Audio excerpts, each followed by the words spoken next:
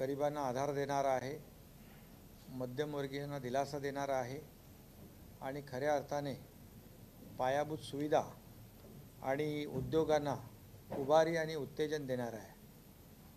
असा हा सर्वसमावेशक हा अर्थसंकल्प आहे। यामध्ये रोजगार निर्मिती आहे, शेतकरी आहे, आरोग्य आहे, कामगार आहे, महिला आहे, युवक आहेत आणि आदिवासी विभाग या सर्वांनाच दिलासा देणारा एक सर्वकष असा सर्वसमावेशक हा अर्थसंकल्प आहे।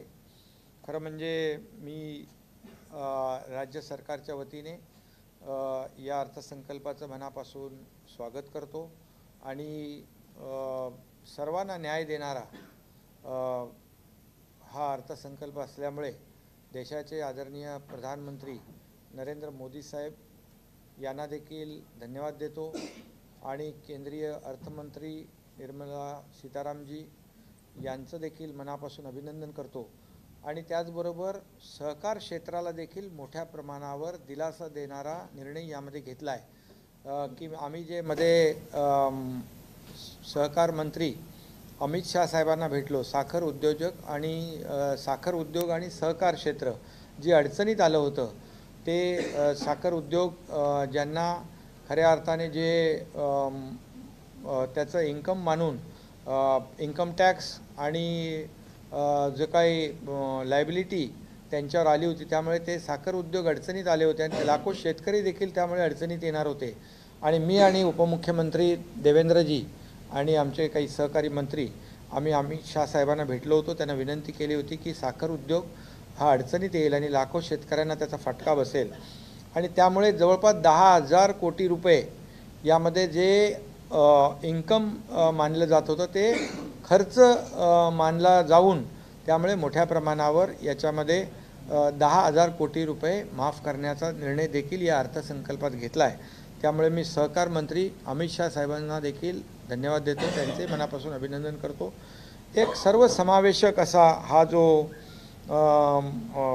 अर्थसंकल्प आहे यामध्ये मगाशी मी म्हटल्याप्रमाणे सगळ्या त्या डिटेलमध्ये मी जाणार नाही, आपल्याकडे सगळे आकडे आलेले आहेत, परंतु एक सप्तर्षी कार्यक्रम म्हणून अर्थमंत्री महोदयांनी देखील त्याचा उल्लेख केला आहे। त्यामध्ये सर्वसमावेशक विकास, वंचित घटकांना प्राधान्य, पायाभूत सुविधा आणि गुंतवणूक याला प्राधान्य, क्षमता विस्तार आणि त्याचबरोबर हरित विकास, युवक कल्याण म्हणजे रोजगार आणि आर्थिक क्षेत्राचा विकास हे सगळे विषय 7 विषय घेतलेत आणि एक सप्तर्षी कार्यक्रम आज या ठिकाणी त्यांनी त्याला मान्यता दिलेली आहे। त्यामुळे आणखी जे कर रूपाने जे 5 लाखाचं मर्यादित होतं ते 7 लाखाची मर्यादा ती वाढवली। त्यामुळे मध्यमवर्गीयांना मोठा दिलासा या अर्थसंकल्पामुळे मिळणार आहे आणि मोठ्या प्रमाणावर इन्फ्रास्ट्रक्चर प्रोजेक्ट जे आहेत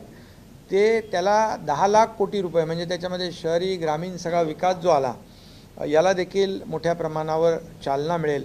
खरं म्हणजे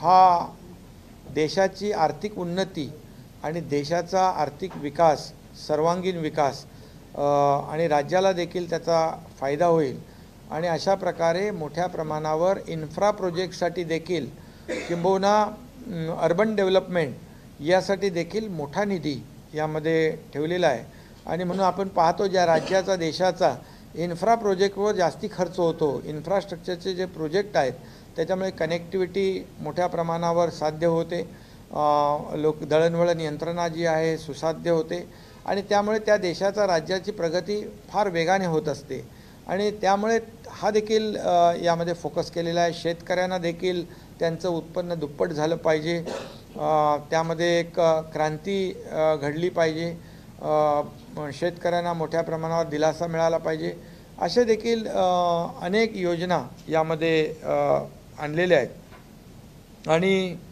खऱ्या अर्थाने मोठ्या प्रमाणावर प्रत्येक या देशातला घटक जो आहे त्याला म्हणजे महिला बचत गट योजना आहे त्याला सक्षम करणं असेल, तरुणांना रोजगार असेल, आदिवासींना न्याय असेल, त्याचबरोबर आरोग्य यंत्रणा बळकट करणं असेल, शिक्षण एज्युकेशन अपग्रेड करणं असेल आणि या सगळ्याच बाबतीमध्ये जवळपास मोठ्या प्रमाणावर निर्णय घेतलेले आहेत. त्यामुळे हा अर्थसंकल्प देशाला आणि राज्यांना चालना देणार आहे. त्यामुळे मी पुन्हा एकदा त्याचं मनापासून स्वागत करतो आणि अभिनंदन करतो.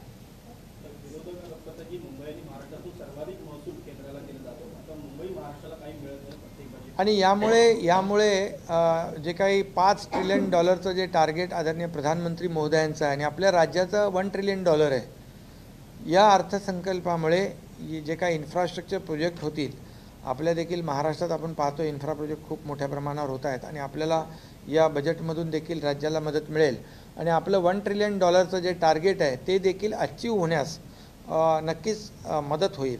हे देखील मी या ठिकाणी मुद्दाम सांगू इच्छितो.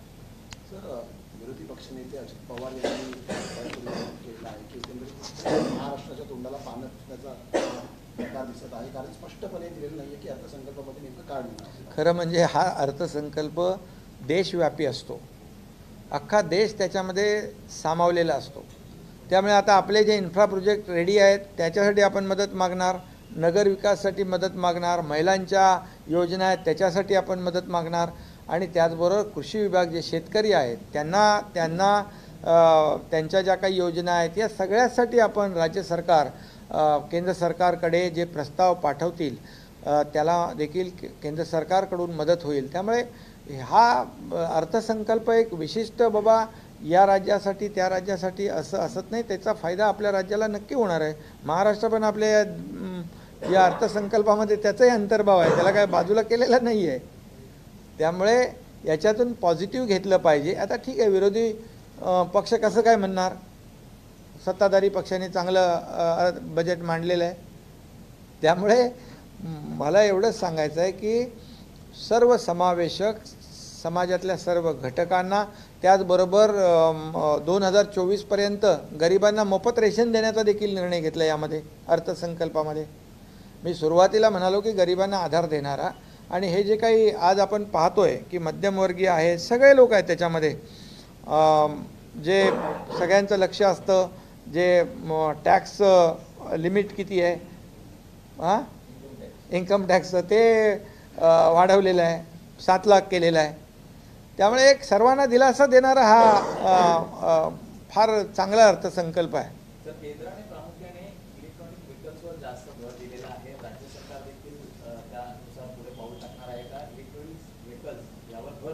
हाँ, बिल्कुल इलेक्ट्रिक व्हेकलला आपण प्रमोट करतोय ना. आता आपल्या शासनाच्या गाड्या आपण EV करतोय आपण, त्याचबरोबर BST ST ज्या आहेत, पब्लिक ट्रान्सपोर्ट आहे तो आपण इलेक्ट्रिक व्हेकल म्हणजे कन्वर्ट करतोय.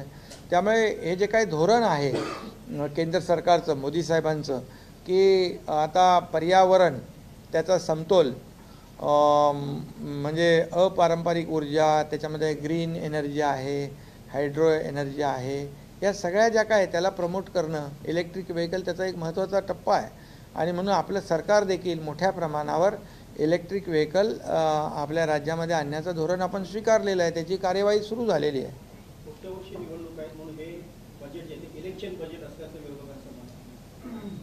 आता निवडणुका आहेत म्हणून बजेट करायचं नाही का?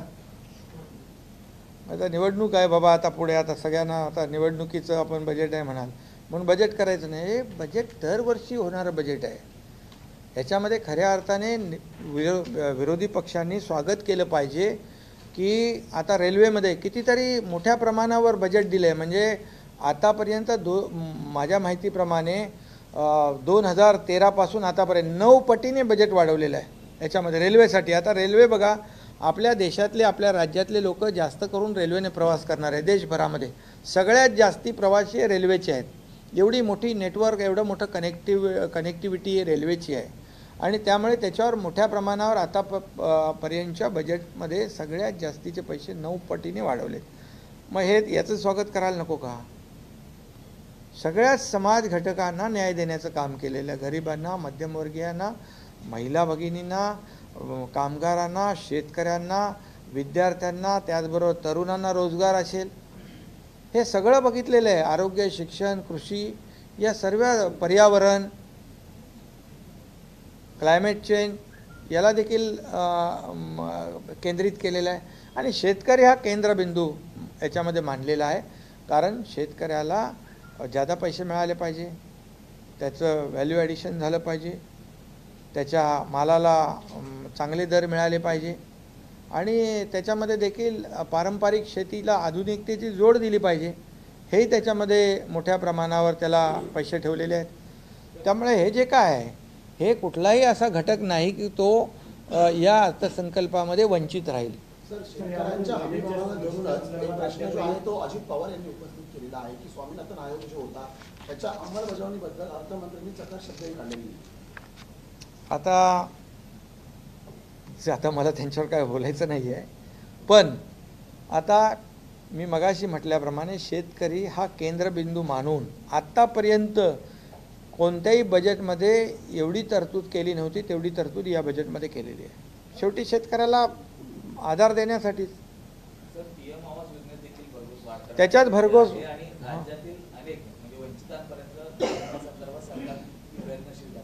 नाही. आपलं सरकार तर आहे, केंद्र सरकारच्या योजना आहेत त्या आपण म्हणजे त्याच्यामध्ये सर्वांना घरं हा एक प्रधानमंत्री महोदयांचा एक मोठी ती संकल्पना आहे, मोठा फ्लॅगशिप प्रोग्राम आहे आणि त्याच्यामध्ये देखील मोठी भरीव वाढ केलेली आहे.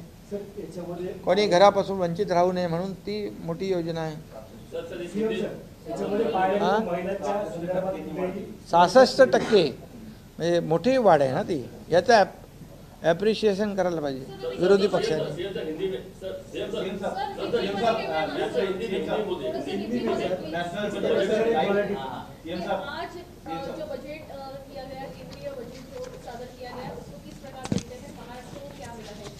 ये आज का जो इस साल का अर्थसंकल्प बजट जो है ये सर्व समावेशक है.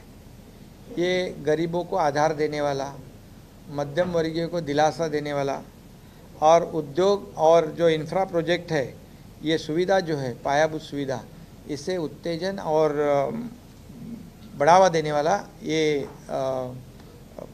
अर्थसंकल्प है. और इसमें रोजगार निर्मित है, किसान है, कामगार है, महिलाएं हैं, युवक है, आदिवासी है, आरोग्य है, शिक्षण है, सभी विभाग जो है इस बजट में उनका अंतर्भाव किया है. और अभी उसमें मैं डिटेल में नहीं जाऊंगा, लेकिन ये सर्वांगीण विकास जो देश की आर्थिक उन्नति हो, देश का सर्वांगीण विकास हो, सभी लोगों को न्याय मिले, इसलिए राज्यों को इसका फ़ायदा हो, इसलिए ये बजट को बहुत बजट का मैं स्वागत करता हूँ राज्य सरकार की ओर से. हमें राज्य में भी इसका बहुत बड़ा फ़ायदा हो जाएगा. हमें इंफ्रा प्रोजेक्ट है, नगर विकास है, महिला है, ये विद्यार्थी है, शिक्षक है, कई घटक है, इनको पूरी तरह से फ़ायदा मिलेगा. इसलिए मैं आदरणीय प्रधानमंत्री नरेंद्र मोदी जी का तहे दिल से स्वागत करता हूँ. अर्थ मंत्री निर्मला सीताराम जी का मैं स्वागत करता हूँ, उनका अभिनंदन करता हूँ. और सहकार विभाग के मंत्री अमित शाह साहब का भी मैं तहे दिल से स्वागत, उनका अभिनंदन इसलिए करता हूँ क्योंकि सहकार क्षेत्र के लिए जो शुगर इंडस्ट्री है वो तकलीफ में थी. तब हम लोग यहाँ से, मैं और उप मुख्यमंत्री देवेंद्र जी और हमारे सहयोगी, हम जब दिल्ली गए थे पिछले 24 तारीख को, और उसमें हम लोगों ने ये मुद्दा उठाया था कि ये जो शुगर इंडस्ट्रीज़ है वो तकलीफ में है, ये बंद पड़ सकती है, लाखों जो इस पे किसान डिपेंड है उनको नुकसान हो सकता है. तो उसमें ये बजट के अंदर उन्होंने 10,000 करोड़ की उनको उनका जो टैक्स था वो माफ़ किए करके उनको बहुत बड़ा दिलासा दिया है ये शुगर इंडस्ट्री को और सहकार विभाग को. ये सहकार विभाग जो है वो भी उसका स्ट्रेंथनिंग करने के लिए, मजबूत करने के लिए, उसकी क्षमता बढ़ाने के लिए सहकार मंत्री जी ने भी बहुत बड़ा कदम उठाया, इसलिए उनको भी मैं धन्यवाद देता हूँ. ऐसा ये सर्व समावेशक सभी घटकों को न्याय देने वाला ये बजट है. लेकिन लगता है जितने भी सर जो उद्योग जगत जो $5 ट्रिलियन जो वो आदरणीय प्रधानमंत्री जी का टारगेट है, उसमें हमारा राज्य भी ये अर्थसंकल्प की वजह से निश्चित रूप से जो हमारा टारगेट $1 ट्रिलियन है वो अचीव करने में काफ़ी ये अर्थसंकल्प भी मददगार साबित हो जाएगा। तो ये जो आपको लगता है कि इस तरह से किसानों को कुछ दिया गया है, युवाओं को स्किल डेवलपमेंट की ट्रेनिंग दी जाएगी, कई सारे प्रोजेक्ट है, महिलाओं के लिए 2.5 लाख 2 लाख रुपए 7.5% मिलेंगे, आवास योजना के लिए, तो इससे रोजगार भी बढ़ेंगे, महंगाई भी कंट्रोल होगी और इकोनॉमी भी बढ़ेगी, ऐसा? हाँ बिल्कुल, अभी देखो उसमें इनकम टैक्स में भी लिमिट बढ़ा दिया, 7 लाख कर दिया, वो भी रिलीफ है। गरीब जो है उनको 2024 तक मुफ्त में रेशन मिलेगा, गरीबों का भी ध्यान रखा है, और रोजगार बढ़ेगा इसके अंदर, महिलाओं का सम्मान होगा, उनको खुद के पैर पे खड़े रहने की ताकत मिलेगी। ये इसीलिए बहुत बड़े पैमाने पे बेरोजगारी हटेगी और लोगों को इसका फ़ायदा हो जाएगा। इसलिए ये सप्तर्षि बजट है, ये इसमें सर्व समावेशक विकास है, वंचित जो घटक है उनको न्याय है, इंफ्रास्ट्रक्चर और इन्वेस्टमेंट के लिए ध्यान दिया है, कैपेसिटी बिल्डिंग का है, ग्रीन डेवलपमेंट है, सब कुछ है, यूथ है, और सभी जो घटक है उनको न्याय देने का ये मेरे ख्याल से अभी तक के बजट में ये सबसे अच्छा बजट, ये अर्थसंकल्प इस साल का है। इसलिए मैं फिर एक बार इस बजट का स्वागत करता हूँ। धन्यवाद। नरेंद्र पाटील तुमची भेट घेतलेली आहे, व्यापारी सुद्धा काही भेटी आरोग्य शिष्टमंडळ आज संप पुकारलेला होता माथाडी. बंद केला ना संप.